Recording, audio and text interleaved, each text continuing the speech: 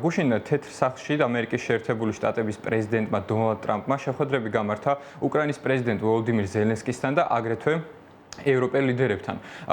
სხვათა შორის უკანასკნელი შეხვედრა ვოლოდიმირ ზელენსკის თეთრ სახლში ჰქონდა 2025 წლის 28 თებერვალს, რომელიც საკმაოდ მწვავე კამათით დასრულდა პრეზიდენტებს შორის, თუმცა ეს შეხვედრა სრულიად განსხვავებული იყო მისი პირველი შეხვედრისგან.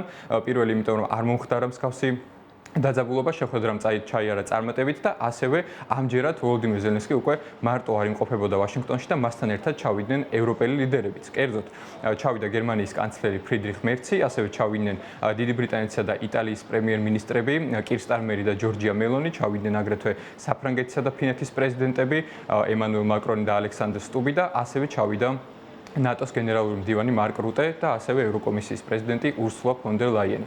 თავდაპირველად შეხვედრა გაიმართა უშუალოდ დონალდ ტრამპსა და ვოლოდიმირ ზელენსკის შორის, მათ გამართეს ერთობლივი პრესკონფერენცია და ამ პრესკონფერენციის ფარგლებში ისაუბრეს სხვადასხვა საკითხებზე, მათ შორის ერთ-ერთი განსაკუთრებით მნიშვნელოვანი საკითხი, რომელსაც შეეხო ეს შეხვედრა ევროპელ ლიდერებთანაც, ეს იყო უკრაინისთვის უსაფრთხოების გარანტიების მიცემის საკითხი.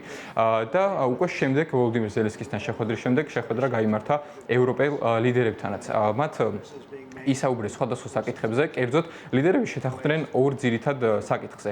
პირველი საკითხი ეს იყო, რომ აუცილებელი არის უკრაინა ჩაერთოს მოლაპარაკების პროცესში, რადგან სხვანაირად შეუძლებელი იქნება სამშვიდობო შეთანხმების მიღწევა და ასევე ზოგიერთმა ლიდერმა განაცხადა, რომ იმისთვის რომ მოლაპარაკებები შედგეს, აუცილებელი იქნება, რომ პირველ ყოვლისა შეწყდეს სამხედრო მოქმედებები და რუსეთი დასთანხმდეს ცეცხლის შეწყვეტას. ამასთან დაკავშირებით ისაუბრა გერმანიის კანცლერმა ფრიდრიხ მერცმა და ემანუელ მაკრონიც ასევე დაითანხმა, თუმცა ზოგადად იყვნენ ისეთი ლიდერებიც, რომლებიც გამოხატავენ უფრო მეტად ეჭვებს ამასთან დაკავშირებით, რამდენად სურს რეალურად ვლადიმერ პუტინს მშვიდობა. აგრეთვე საუბარი შეეხო უკვე უშუალოდ მოლაპარაკების პროცესი როგორ უნდა დაიგეგმოს. მე მინდა შევახსენო მაყურებელს, რომ არაერთხელ მომხდარა რუსეთსა და უკრაინას შორის სხვადასხვა დელეგაციების დონეზე შეხვედრები, მათ შორის ყველაზე ახალი ეს იყო ივნისის დასაწყისში სტამბოლში, როდესაც რუსული დელეგაცია არა თუ ლიდერების დონეზე, არამედ მინისტრების დონეზეც კი არ იყო დაკომპლექტებული და მას შემდეგ უკვე უკრაინის პრეზიდენტი ვოლოდიმირ ზელენსკი არაერთხელ ამბობდა, რომ აუცილებელი არის მოლაპარაკების პროცესი შედგეს ლიდერების დონეზე, რადგან მხოლოდ ამ შემთხვევაში იქნება რეალური გამოსავლის პოვნა შესაძლებელი. შეხვედრის შემდეგ ასევე დონალდ ტრამპი უკვე დაუკავშირდა უშუალოდ რუსულ მხარეს და ის ესაუბრა შეხვედრის დეტალებზე, რის შემდეგაც უკვე CNN-ის ინფორმაციით ვლადიმერ პუტინმა განაცხადა თანხმობა და მხარი დაუჭირა იმ მოსაზრებას, რომ იქნება მნიშვნელოვანი და უნდა შედგეს რუსეთსა და უკრაინას შორის პირდაპირი მოლაპარაკებები, მაყურებელს შეუძლია მოისმინოს ლიდერების შეფასებები. ვისაუბრეთ უსაფრთხოების გარანტიებზე. ეს ამ მთავარი თემა, როგორც ომის დასრულების საწყისი ეტაპი. კერძოდ იმაზე, თუ რა უნდა მოხდეს საბოლოოდ, როგორ დავიცვათ თავი. მუშაობა ამ საკითხის განხილვით დავიწყეთ. მნიშვნელოვანია, რომ შეერთებულმა შტატებმა გააკეთოს მკაფიო განცხადება, რომ ისინი იქნებიან იმ ქვეყნებს შორის, რომლებიც დაეხმარებიან და მიიღებენ მონაწილეობას უკრაინისთვის უსაფრთხოების გარანტიის მიცემაში. ჯერა რომ ეს დიდი წინგადადგმული ნაბიჯია. ჯერ ვერ გავამხელ, როგორ წარიმართა მართება ყველაფერი, მაგრამ მნიშვნელოვანია არსებობდეს პოლიტიკური ნება და პოლიტიკური გადაწყვეტილებები. ჩვენი ერთობლივი შეხვედრისა და უსაფრთხოების გარანტიებზე მუშაობის შემდეგ შეერთებული შტატების პრეზიდენტი დაუკავშირდა რუსულ მხარეს და მათ ისაუბრეს იმაზე, თუ რა დიპლომატიური ნაბიჯების გადადგმა იქნება შესაძლებელი. თავდაპირველად რუსეთმა პრეზიდენტ ტრამპს შესთავაზა უკრაინა-რუსეთის ორმხრივი შეხვედრა, შემდეგ კი სამხრივი. ამრიგად, როგორც თქვი, მზად ვარ ლიდერების დონეზე ნებისმიერი ფორმატისთვის, რადგან მხოლოდ ამ დონეზე შეგვიძლია გადავჭრათ ყველა ეს რთული და მტკივნეული საკითხი.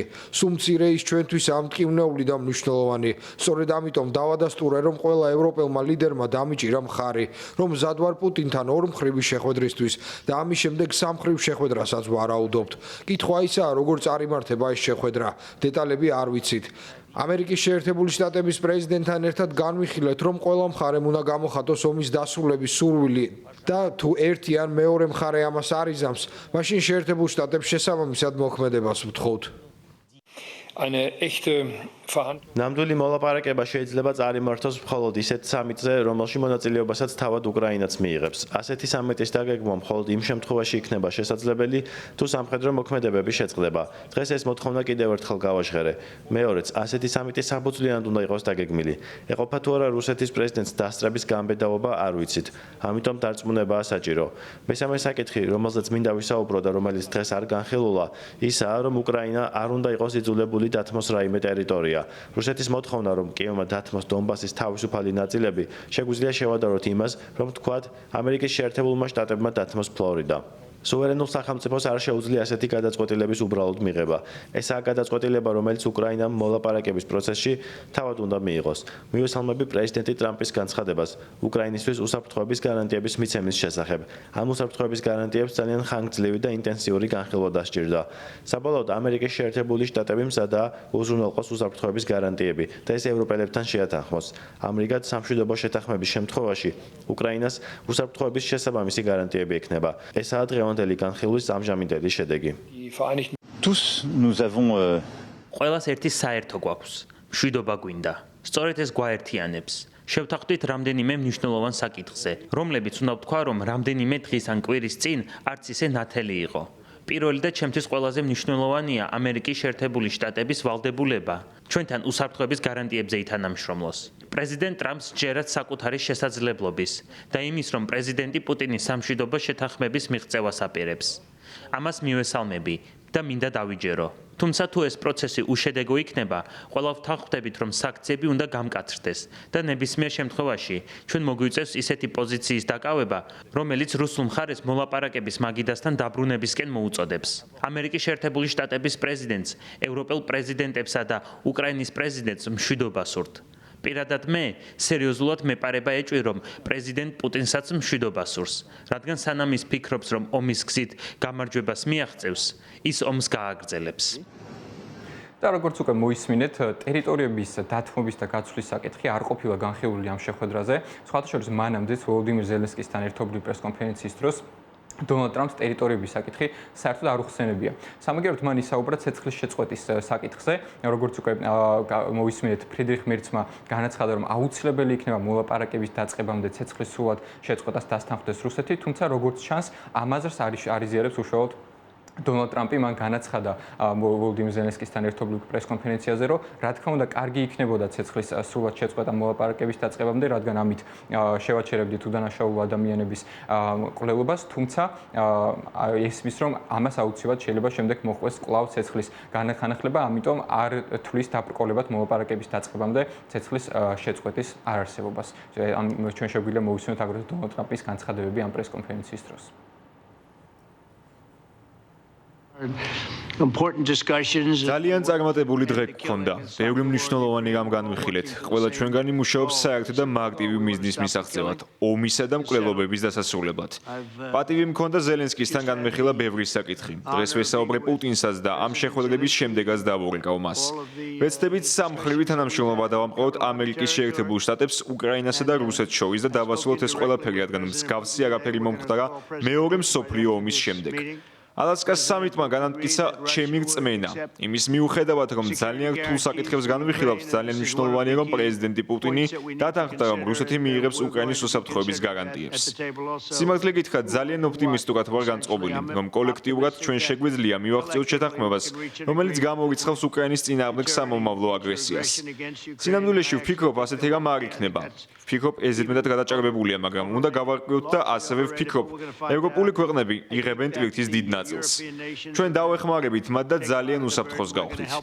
ჩვენ ასევე უნდა განვიხილოთ ტერიტორიების შესაძლო გაცვლის საკითხი, ფრონტის ამჟამინდელი ხაზის გათვალისწინებით.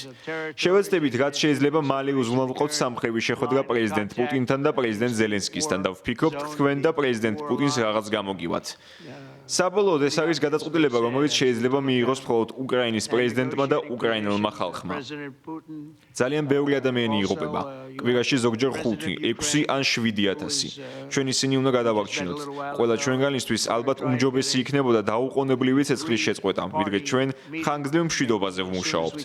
შეიძლება მსგავსი რამ პირდაპირ ახლა მოხდეს, მაგრამ ასე არ ხდება. თუმცა ამის შესახებ შეუძლიათ ისაუბრონ პრეზიდენტ ზელენსკისა და პრეზიდენტ პუტინს. როგორც იცით, 6 ომში, რომელიც შევაჩერეთ, არ ჰქონდა ცეცხლის შეწყვეტის შეთანხმება. ამიტომ არ ვიცი, საჭიროა თუ არა ეს. მეორე მხრივ, თქვენ დაუყოვნებლივ აჩერებთ მკვლელობებს. ჯერა რომ საბოლოოდ სამშვიდობო შეთანხმება უახლოეს მომავალში არის სავსებით შესაძლებელი. ყველა ომიდან, რომლის დასრულებაშიც ჩავერთე, დასასრულებელი მხოლოდ ეს დარჩა. შემდგომი ნაბიჯი იქნება სამხრივი შეხვედრა და ვიმედოვნებ, ვიმუშავებთ და დავდებთ ბრწყინვალე შედეგს. და რამდენიმე საათის წინ დონალდ ტრამპმაც თავად შეაფასა ეს შეხვედრა თავის სოციალურ პლატფორმა Truth Social-ზე. მან განაცხადა, რომ შეხვედრა იყო ძალიან კარგი და ყველა მხარე თანხმდება იმას, რომ მშვიდობა არის აუცილებელი.